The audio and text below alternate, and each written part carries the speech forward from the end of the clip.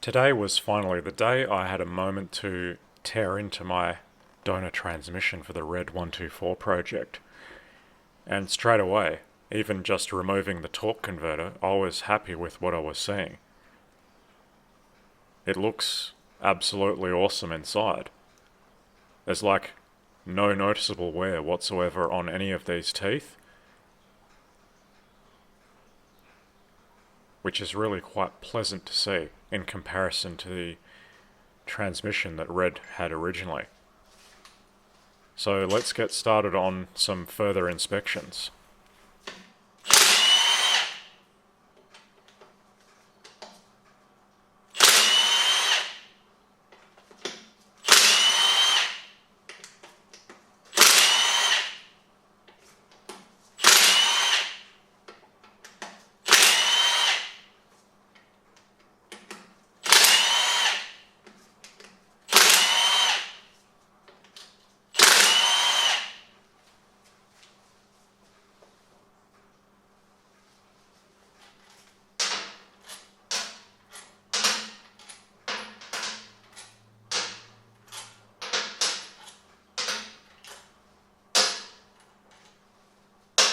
For those unaware, MB have cleverly installed two threaded holes for you to use these front bolts as handles to pull out that whole assembly.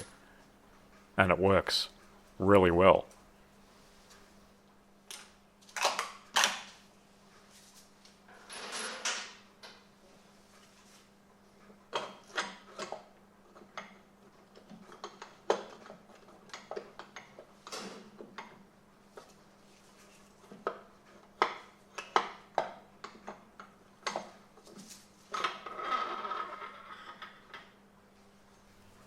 And again, I'm not disappointed with what I'm seeing. Everything is unbelievably clean.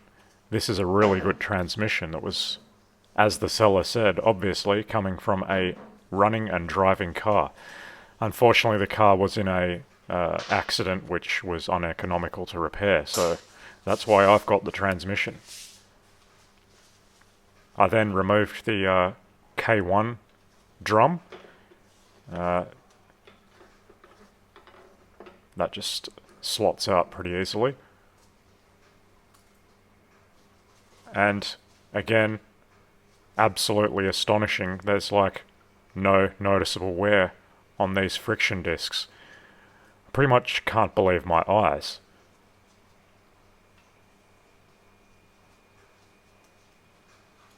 There is that needle roller bearing at the rear there. And just take a look at this front band. There's absolutely no wear on it whatsoever. Like normally there are chips missing around some of the edges, but it doesn't even have that.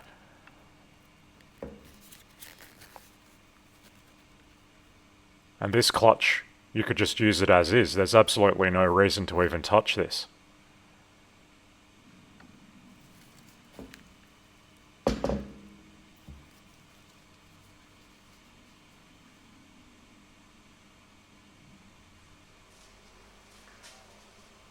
So I'm just removing that band now.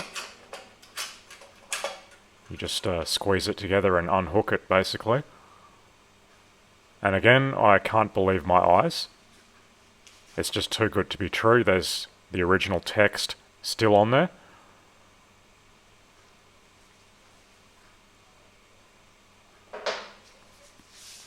What I'm most interested to see are the reverse friction discs, because they seem to have the hardest life in these 722.3 transmissions. The one that I pulled apart on my blue-black car, they were basically completely worn out. That's why I removed the transmission, because, yeah, there was noise in reverse. And sure enough, I found the cause at the time.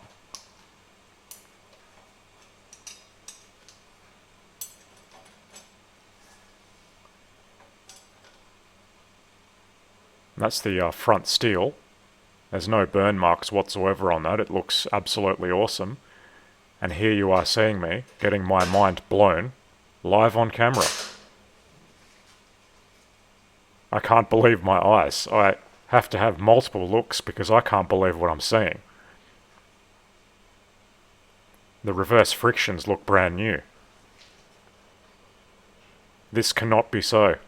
This is absolutely impossible on a 220,000 kilometre transmission, in my opinion, of course. I guess freaks of nature might occur, but this is not something I was expecting to see. That's why I had to take so many looks at it.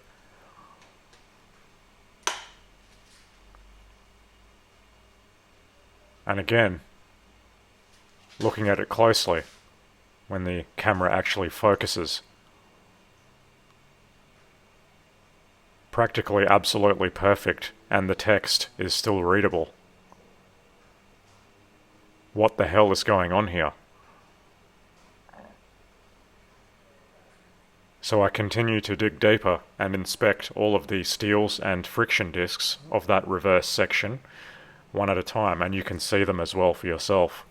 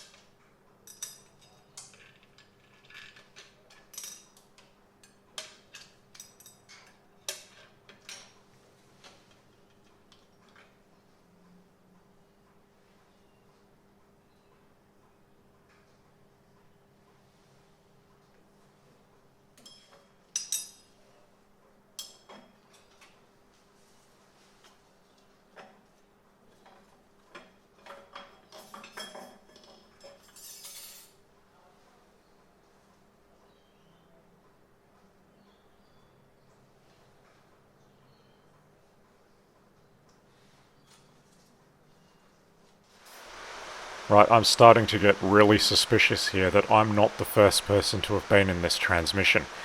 The front gasket there for the pump housing basically just fell off, and it could be reused as it is. There's no damage to it at all. I just thought, that's ridiculous. So I then moved on to removing the spring retainer on that reverse piston. I'm sure the Germans are looking in horror at this setup, but it worked. Just a piece of wood, 2 long sockets, and a clamp, and that pushes it down sufficiently, and just enough to get that thin snap ring out, which is really not hard at all. Just need basically a really fine screwdriver, and you can flex it out and then with another screwdriver get it to move up the shaft. These are not the correct pliers to be using here. I didn't have anything better, but they worked. They actually have a round tip, so I'm surprised they worked at all. So with that separated, I then used my screwdriver to just lift it out of its groove. And that worked extremely well.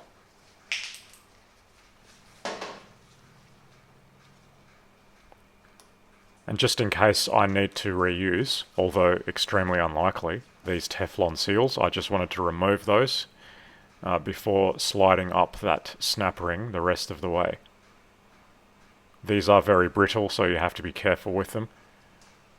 You just flex them open from that joint, and then you can slide them away. But first I did remove my clamping mechanism, just because the sockets were in the way of removing those Teflon seals.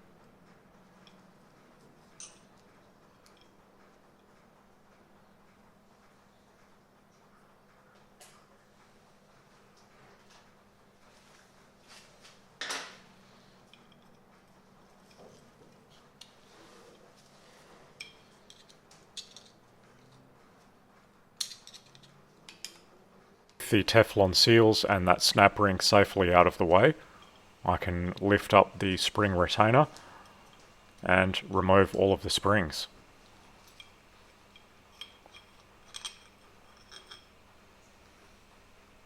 I think various versions may have different numbers of springs, but on this one they're all present, so you can't really make a mistake there.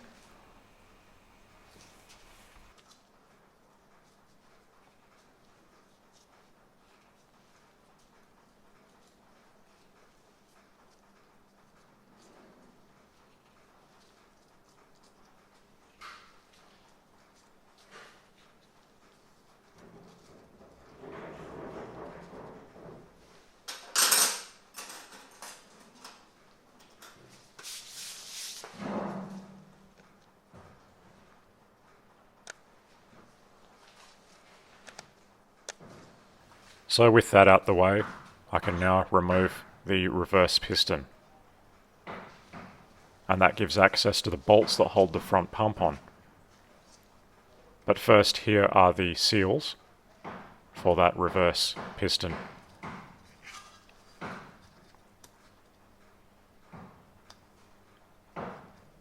I'm not sure how old they are.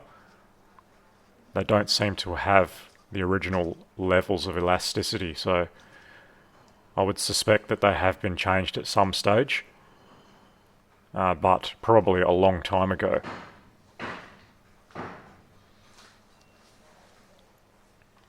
And my suspicions are growing greater because I notice more scratch marks around this area where that snap ring was removed than I have caused. So someone has definitely been in here before. There's no way I caused all of those scratches.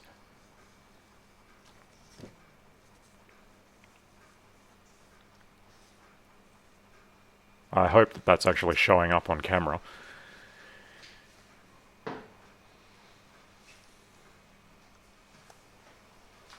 So then I removed the front pump. These are all 13mm bolts, by the way. This impact socket wasn't the right choice, it's slightly too large, so I went ahead and changed that to a normal one that is not an impact socket. But it has thinner walls, so it's more suitable for this. Obviously I won't use an impact when it comes to reassembly, because I'll be doing everything up to spec, torque-wise.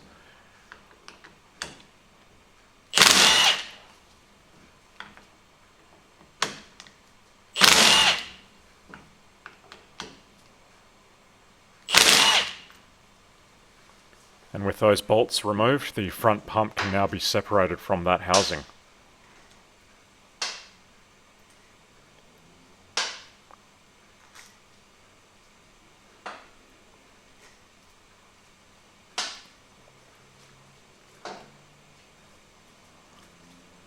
And here I clearly overestimated my gripping abilities and tried to pull that out, but yeah, that's not going to happen. What worked for me is basically just pushing the small screwdriver down the bolt holes, after cleaning it of course, and that works a treat.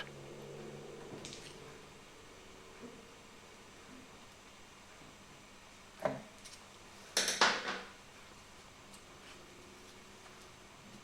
can already see that starting to come apart now.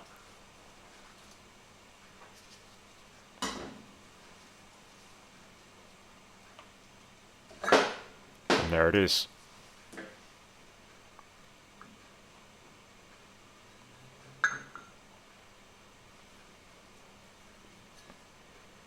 And again, I'm not unhappy with what I'm seeing. It's all really clean inside. There's a very small amount of sludge. So yes, it does have some kilometers on it since it's been open, but not a great deal.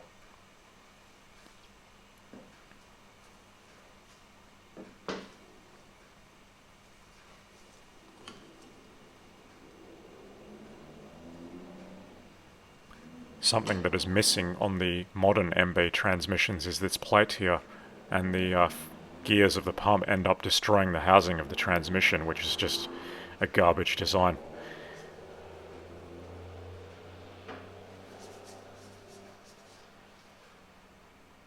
This pump's looking really good as well.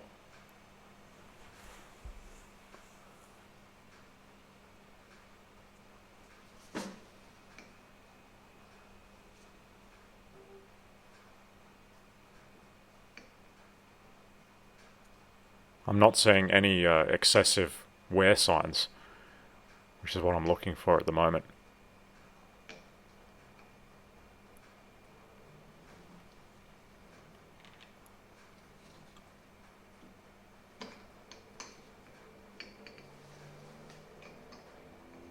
I'm making sure that that gear goes back exactly where it was. There is a index mark on that outer gear as well. So I just made sure to put it back exactly where it was. And you can see for yourself, that's looking pretty damn good inside there. There is one spot there, but it's of no consequence. It might even be a manufacturing defect from new.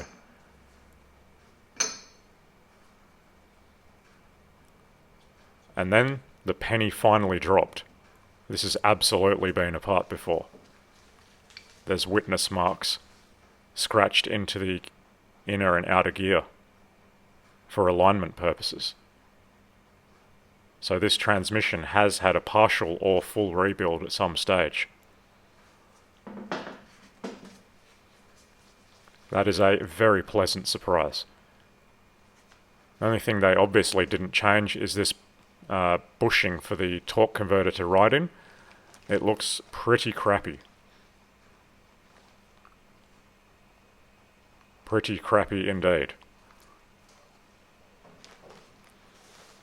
But obviously it could be worse. That does come with the rebuild kit, so I will be installing that when the time comes. You can see the appearance it's supposed to have. It's not supposed to be dull, scratched up copper. And that obviously goes in before that front seal. Before I get too carried away stripping more of it down, I'm going to rebuild the front pump area first.